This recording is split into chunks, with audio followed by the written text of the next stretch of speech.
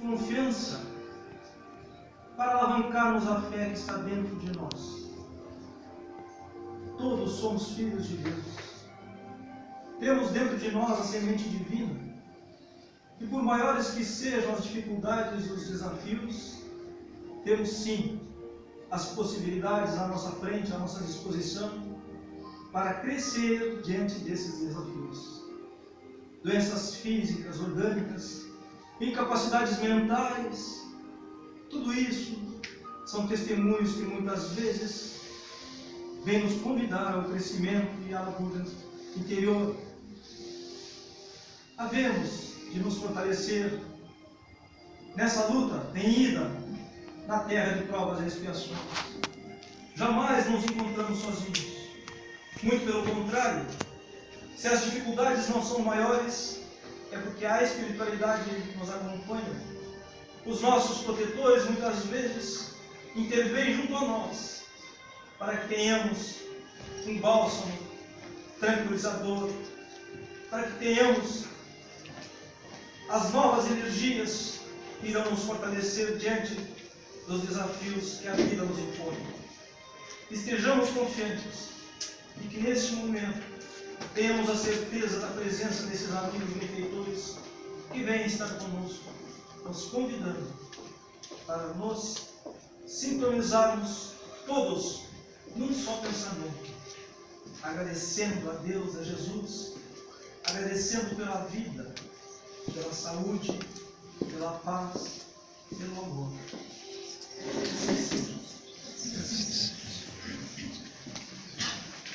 Conosco hoje, então, nosso companheiro da casa, Fábio Parede, que traz o tema O Poder da Fé. Obrigado, Eduardo. Muito boa noite, queridos amigos, aos encarnados, aos desencarnados. Nessa noite gostosa e um pouco fria, de outono, do feriado de Corpus Christi, que é a questão jurídica, né? Feriado de Corpus Christi, né? Um feriado católico. Nós estamos aqui nessa casa de luz para recebermos a mensagem que nós preparamos hoje. Né? A tecnologia parecia que não queria nos ajudar, né, meu irmão Eduardo? Mas justamente o poder da fé, até o último momento a gente não desistiu, né? E a gente conseguiu, no último segundo, assim. Bom, é óbvio que se não tivéssemos essas lâminas, a gente faria, de qualquer forma, essa palestra. Só que esse tema é tão importante e Allan Kardec tratou ele tão bem no Evangelho segundo o Espiritismo, que eu preparei essas lâminas para que a gente não fugisse muito do texto original de Kardec. Tá? Então está no capítulo 19 do Evangelho segundo o Espiritismo, e o nome do capítulo é A Fé Transporta Montanhas. Tá? Todo mundo sabe essa passagem, todo mundo sabe essa parábola. Então, estamos nas imagens da internet, da fé, então vamos iniciar, assim, nos atendo ao texto e nos atendo ao que Mateus nos revela sobre essa passagem do Evangelho de Jesus. Diz Mateus: quando ele veio ao encontro do povo, um homem se lhe aproximou e, lançando-se de joelhos a seus pés, disse: Senhor, tem piedade do meu filho, que é lunático e sofre muito, pois cai muitas vezes no fogo e muitas vezes na água.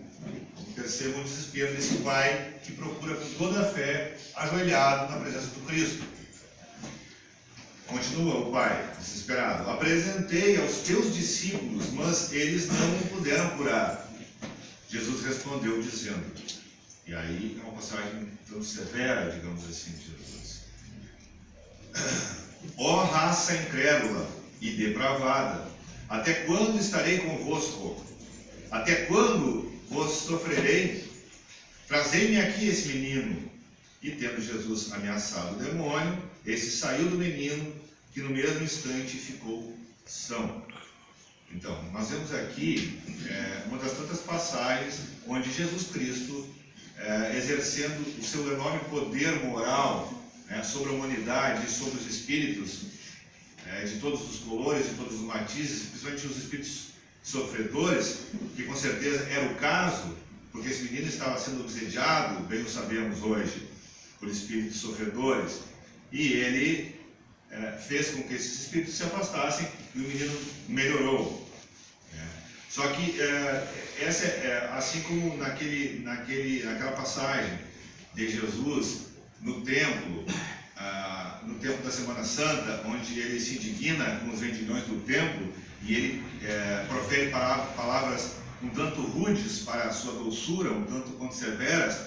Nessa passagem, talvez seja a segunda passagem que nós podemos encontrar no Evangelho de Jesus, onde ele também parece que se irrita um pouco, digamos assim. Ele foi severo, porque ele disse, justamente porque, lembrando bem, o homem lhe disse: eu já levei meu filho aos teus discípulos que não o puderam curar, por isso eu trago até o mestre. Veja só, então veja a angústia do mestre, que veio reencarnar no planeta Terra por puro amor pela humanidade, para nos ensinar as coisas do mundo espiritual e, especialmente, ensinar os seus discípulos que, a partir dali, teriam a missão de propagar o cristianismo e as ideias propagadas pelo Cristo para a humanidade. E, no entanto, eles não conseguiam curar a não ser Ele. Os discípulos vieram então ter com Jesus em particular e lhe perguntaram. Vejam também como eles estavam ansiosos com a situação. Por que não podemos nós outros expulsar esse demônio? Demônio no sentido de espíritos, tá? É assim que a palavra etimologicamente demon era espírito. Tá? Respondeu-lhes Jesus: por causa da vossa incredulidade, pois em verdade eu vos digo, se tivesseis a fé do tamanho de um grão de mostarda, que é bem pequenininho, direis a essa montanha: transporta-te daí para ali, e ela se transportaria, e nada vos seria impossível. Então vejam, já, se num primeiro momento Deus, Jesus, entre aspas, se irrita um pouquinho com os seus discípulos, com a falta de fé dos seus discípulos, num outro momento ele já aproveita a situação, porque era o maior pedagogo que já pisou nesse planeta, e diz para eles: vocês não conseguem curar porque vocês não têm fé suficiente. Porque se a fé de vocês fosse pelo menos do tamanho de um grão de mostarda, que é muito pequeno, talvez a 20ª parte de uma unha, vocês diriam para essa montanha: saia dali, se transporte para outro lugar. Por isso se diz: a fé transporta montanhas. Então, São Mateus, capítulo 17, versículos 14 a 20. Aí busquei uma imagem assim, meio extraordinária de uma montanha sendo retirada pela força da fé. E aí nós vamos compreender outra questão semântica, né? Porque Jesus usava dessas parábolas, dessas historinhas, que tinham na verdade um fundo moral, mas não significavam, às vezes, necessariamente a figura do que ele tinha imaginado. Então, assim, se nós tivermos muita fé, nós vamos conseguir realmente que o Morro da Borrússia saia dali e vá para Tramandaí. Ninguém quer isso, né? Ou para Santo Antônio. Não, né? Então, quais as montanhas que Jesus falava? As montanhas que a fé desloca são as dificuldades, as resistências, a má vontade que existe na humanidade, os preconceitos da rotina, o interesse material, o egoísmo, as más paixões, o orgulho. A fé robusta dá a perseverança, a energia e os recursos que fazem se vençam todos os obstáculos. Então vejam, ele olhando para a montanha, ele disse para os discípulos: vocês diriam, se transporta dali, vá para lá, e ela iria. Mas não era das montanhas propriamente ditas que Jesus estava falando. Era das montanhas de lixo que nós temos dentro de nós. É o lixo emocional, é o lixo sentimental, é o lixo de preconceitos, de orgulho, de egoísmo, de todos os defeitos que nós trazemos. Essas toneladas de defeitos que nós temos é que nós temos que transportar. Então essa era a verdadeira mensagem do Cristo. valores, a montanha, valores morais, dificuldades, resistência, má vontade, preconceitos, interesse material, egoísmo, fanatismo, paixões orgulhosas e tudo aquilo que faz com que o homem não consiga se elevar, o que faz com que a humanidade, encarnação após encarnação, oportunidade após oportunidade, as desperdice com as armadilhas do mundo material, que a gente não consegue remover. Se a gente conseguir borrar um defeito, né, Jorge, como tu disse, a cada encarnação já está bom, né? A nossa montanha de lixo começa a ficar menor.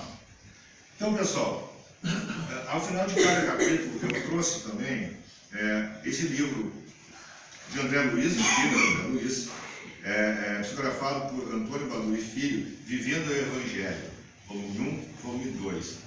Aqueles que já praticam o Evangelho no lar e aqueles que já conhecem o Evangelho segundo o Espiritismo, nessa obra de André Luiz, ele traz capítulo por capítulo, ponto por ponto, uma outra visão do Evangelho, um pouco mais atualizada, um pouco mais poética, mas não menos severa e séria, e também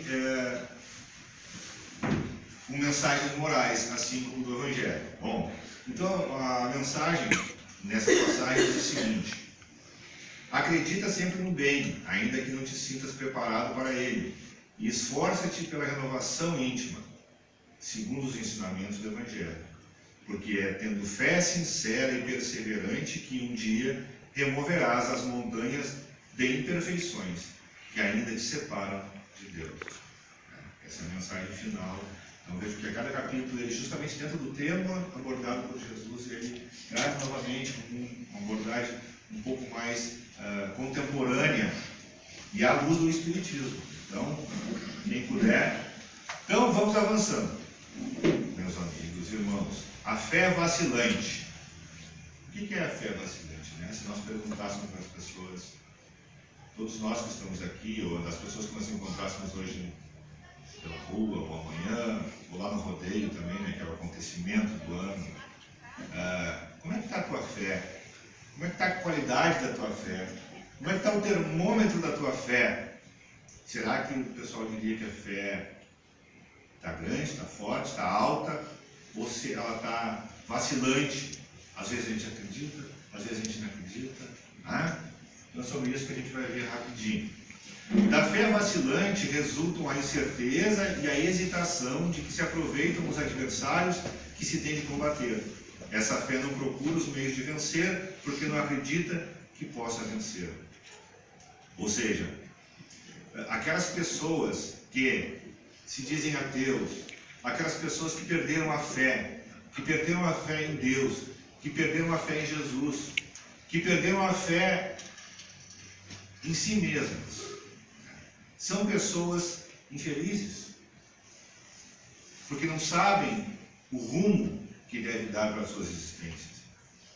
E foi justamente para dar um rumo para nossas existências, nos explicar de onde viemos, para onde vamos, e qual o objetivo dessa existência, é que Jesus reencarnou entre nós. É que os espíritos superiores ditaram a Allan Kardec no século XIX, o Livro dos Espíritos, o Evangelho segundo o Espiritismo e toda a obra codificada por Kardec, para que nós tenhamos fé, para que nós não sejamos hesitantes, e para que acima de tudo, nós vamos chegar lá, a nossa fé seja uma fé raciocinada e não uma fé cega.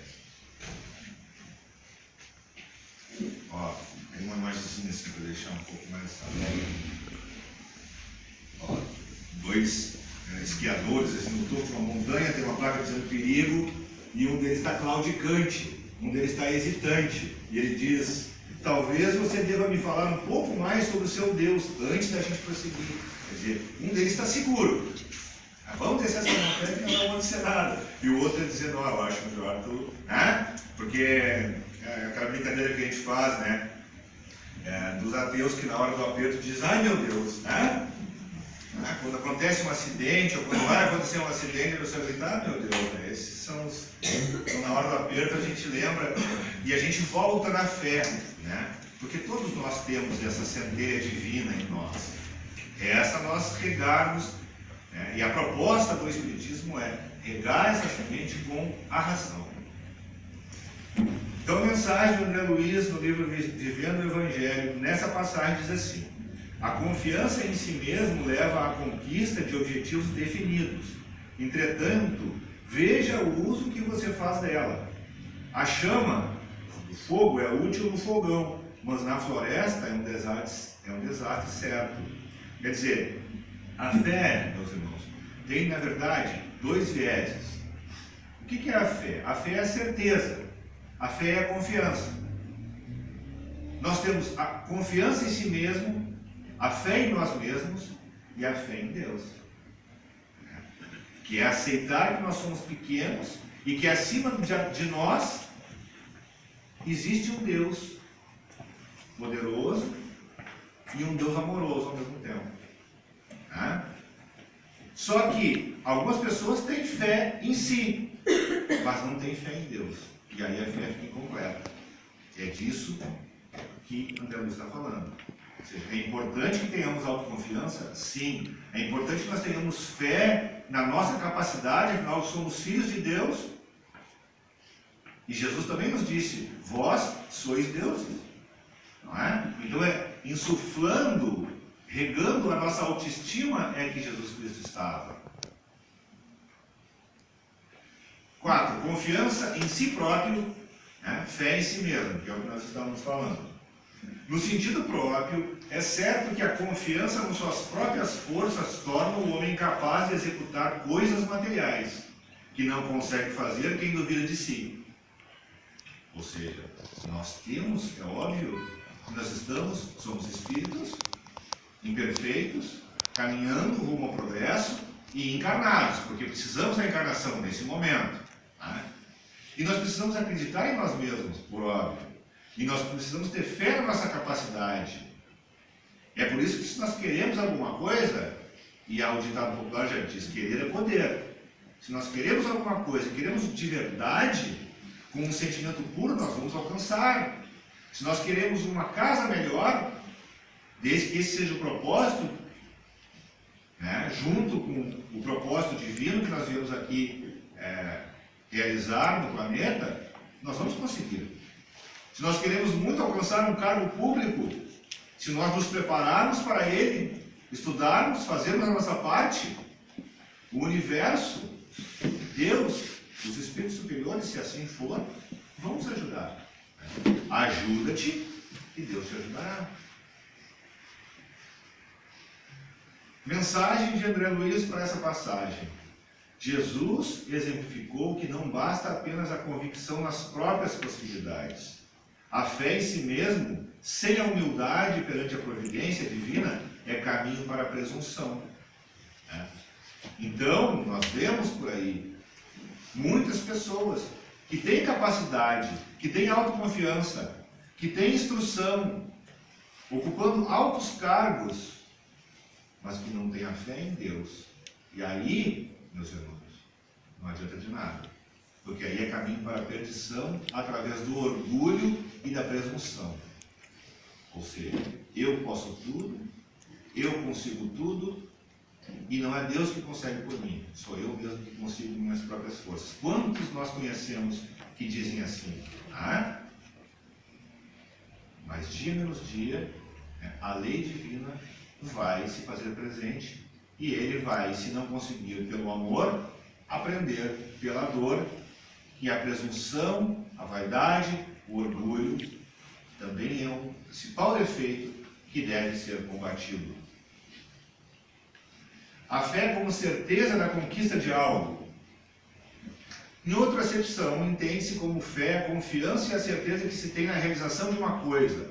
Ela dá uma espécie de lucidez que permite se veja, em pensamento, a meta que se quer alcançar, de sorte que aquele que a possui caminha, por assim dizer, com absoluta segurança. Justamente, nós temos que ter essa fé em nós mesmos. Porque muitos de nós se encontram tão perdidos que nem fé em nós mesmos não temos.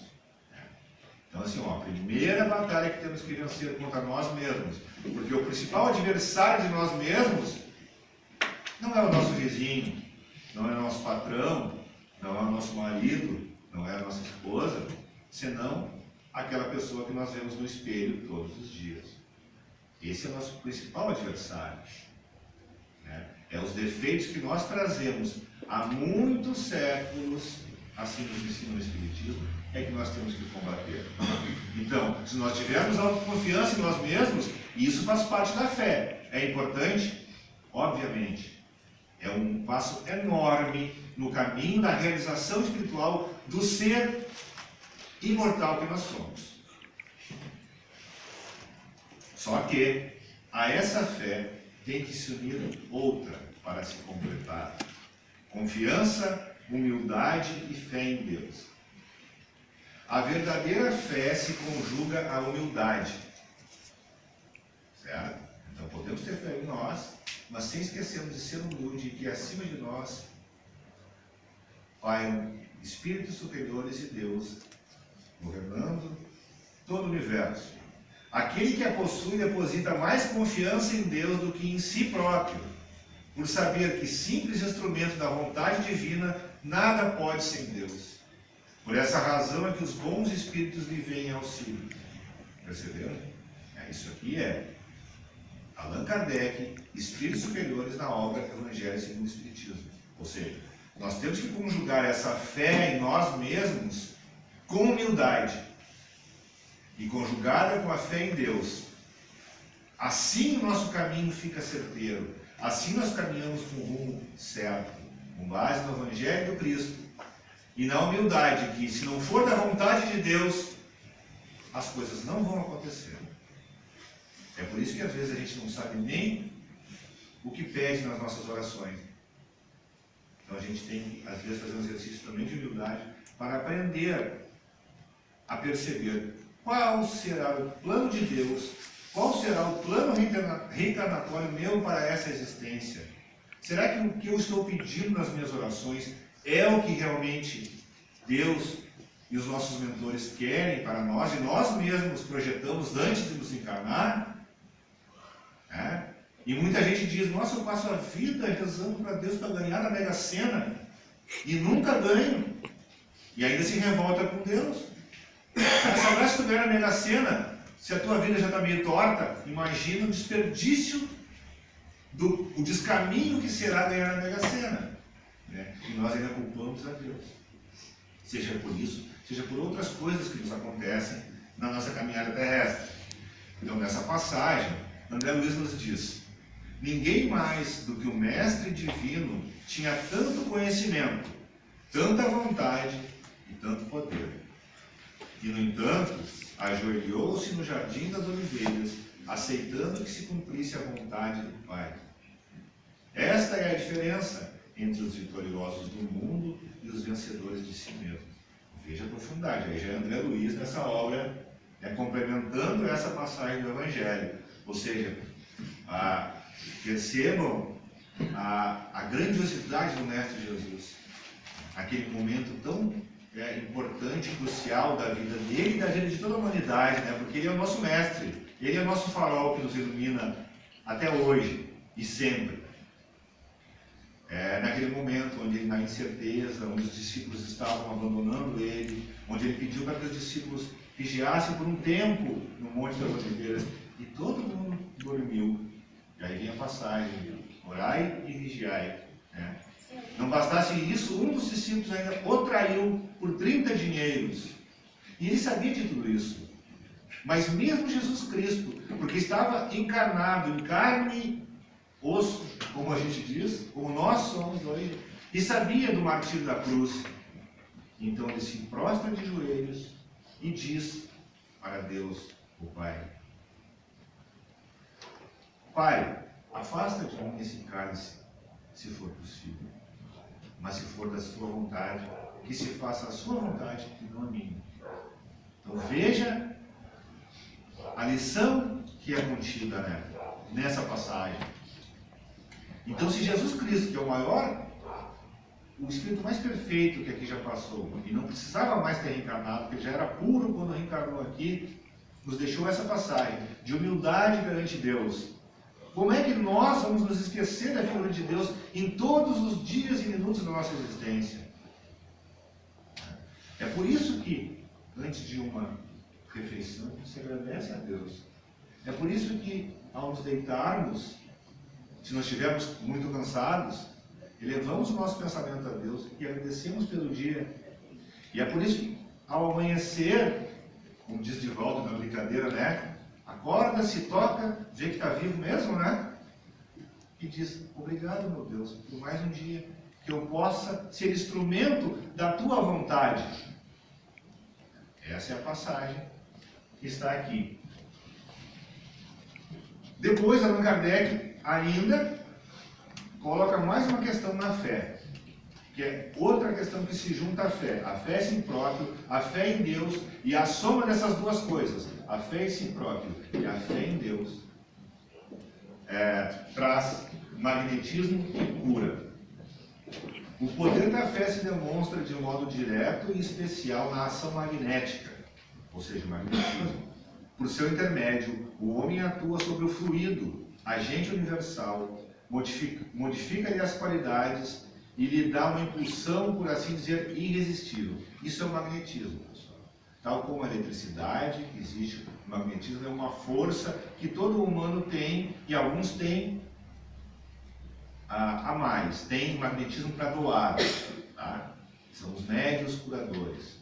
Então, quando esses médiuns conseguem educar a sua mediunidade, o seu magnetismo, e conseguem aliar a isso uma fé inabalável, uma fé em Deus, acontecem o que se chamava de milagres e que nós sabemos hoje que não são milagres. Daí decorre que aquele que é um grande poder fluídico normal, ou seja, os médiuns que têm um grande magnetismo, tá? Junta uma ardente fé, pode, só pela força da sua vontade dirigida para o bem, ou seja, vontade para o bem, operar esses singulares fenômenos de cura e outros tidos antigamente por prodígios, milagres, mas que não passam de efeito de uma lei natural. É por isso que para nós espíritas e para Allan Kardec e para o espiritismo, não há milagres. Podem haver fenômenos quase que extraordinários, mas não são milagres, são da lei de Deus. Ou seja, são médiums com um magnetismo muito poderoso, que educaram a sua mediunidade no amor e com Jesus, e que somando esse magnetismo com a vontade de fazer o bem, operam verdadeiros milagres, ou seja, tidos antigamente por milagres, e que o Espiritismo explica como algo muito natural e perfeitamente conforme com a lei de Deus. Tal motivo porque Jesus disse a seus apóstolos, se não o curastes, foi porque não tinhas fé. Então, tornamos lá o início. Ou seja, essas coisas que nós estamos estudando, era que Jesus passou para seus discípulos. E por isso, talvez, entre aspas, novamente, essa pequena irritação do Mestre. Porque ele ensinava e mostrava o caminho para os seus discípulos. Só que, quando alguém trazia um enfermo para ser curado por eles, eles não conseguiam curar. E aí imagine o cansaço físico do Mestre Jesus. Naquelas tardes, agora imagino, orando. Mas ele ficava exausto, extenuado ao fim do dia. Tanto que às vezes Pedro, que era aquele discípulo mais forte, né? Aquela rocha, Pedro é que tinha que parar. Porque Jesus não parava curando. E às vezes Pedro é que parava com a multidão, dizia, por favor, vou embora por hoje, porque o mestre já está extenuado. Afinal de contas, ele estava encarnado, né? E precisava não só do dom do Espírito, mas do dom do corpo e a água do corpo. Mensagem de André Luiz para essa passagem. A fé religiosa é a ligação com o alto, em busca da luz divina que conforta e esclarece. Mas não se esqueça de que você é lâmpada e a claridade dela é problema seu. Ou seja, daí de novo essa questão. Existe essa fé, mas quem tem que acender essa lâmpada da fé somos nós. Por quê? Porque Deus nos dotou de livre-arbítrio. Então todos nós temos que aprender a buscar essa fé dentro de nós. Desenvolvemos essa fé dentro de nós. Eu costumo dizer sempre, Eduardo, que se Deus quisesse, teria nos criado todos anjos. Diretamente. Poderia. Ele é Deus. Mas Ele não quis assim. Ele quis nos criar pequenos, ignorantes, sem conhecimento, para que através das várias jornadas, nós, pelo livre-arbítrio, conquistássemos esse momento de glória, essa perfeição que um dia todos nós chegaremos. Então, quem tem que acender essa lâmpada de fé e de amor dentro de nós, vencendo as nossas montanhas, esses nossos lixos de defeitos e emocionais, somos nós mesmos. Em nenhum momento os espíritos superiores nos dizem: olha, tu não precisa fazer força nenhuma. Ou seja, faz a tua parte e nós fazemos a nossa. Fé religiosa segue raciocinada, indo para o finalmente. Bom, aí também tem dois vieses da questão da fé. Tá?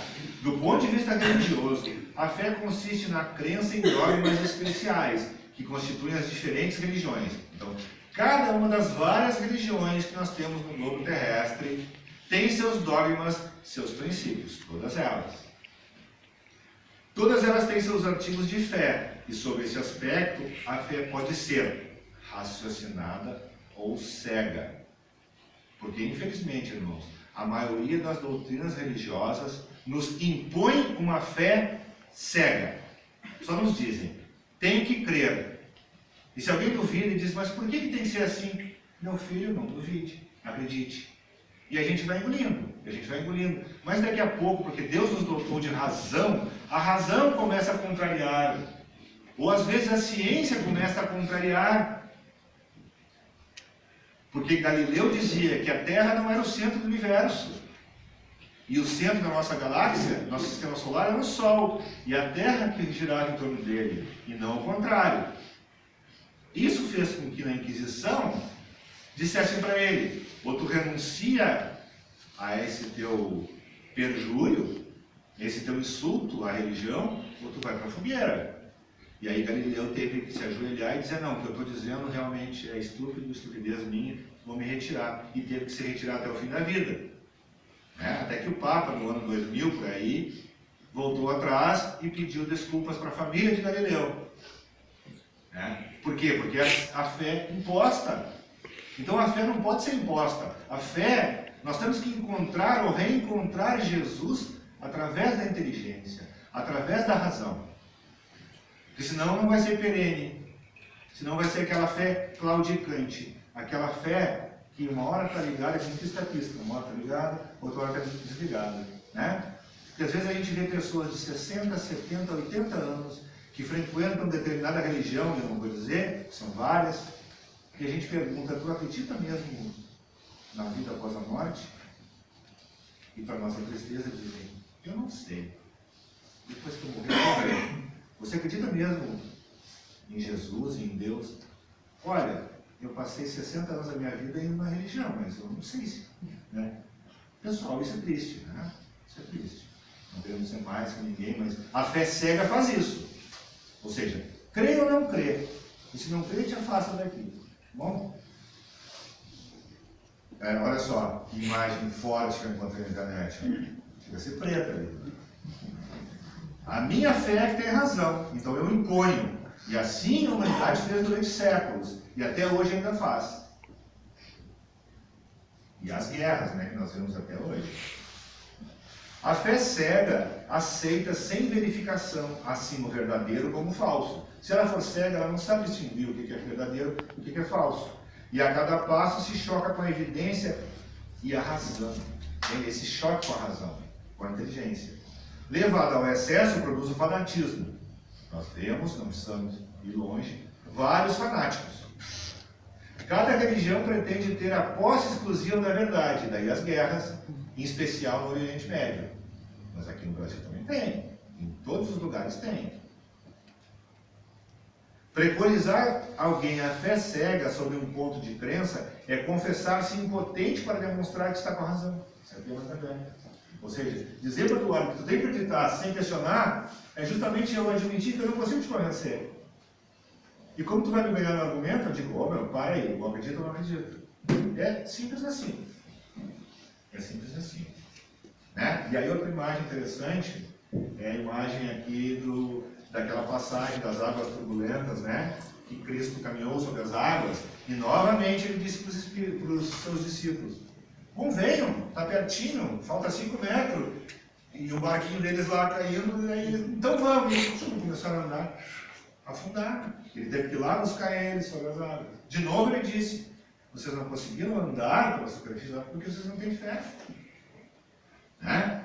E assim, fazendo uma defesa dos discípulos, o que a gente consegue perceber é que enquanto Jesus estava entre nós, antes do martírio na cruz, a gente vê essas passagens de Jesus exortando os discípulos e sendo severo com eles: vocês não têm fé, mas nós temos que fazer uma reverência.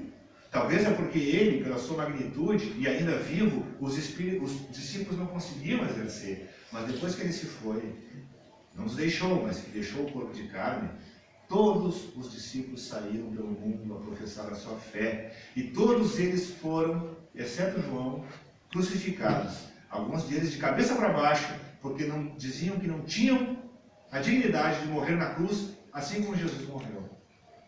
Todos eles professaram daí a sua fé, ardente. Mas enquanto ele estava vivo, talvez não porque o mestre tinha luz demais, né? A gente entende. Então a gente não pode deixar terminar a palestra dizendo que os discípulos não tinham fé. Talvez enquanto ele estava entre nós, eles não conseguiam exercer na totalidade a fé que já tinham, né? Disse vulgarmente que a fé não se impõe. Sem dúvida a fé não se prescreve. Nem o que ainda é mais certo não se impõe.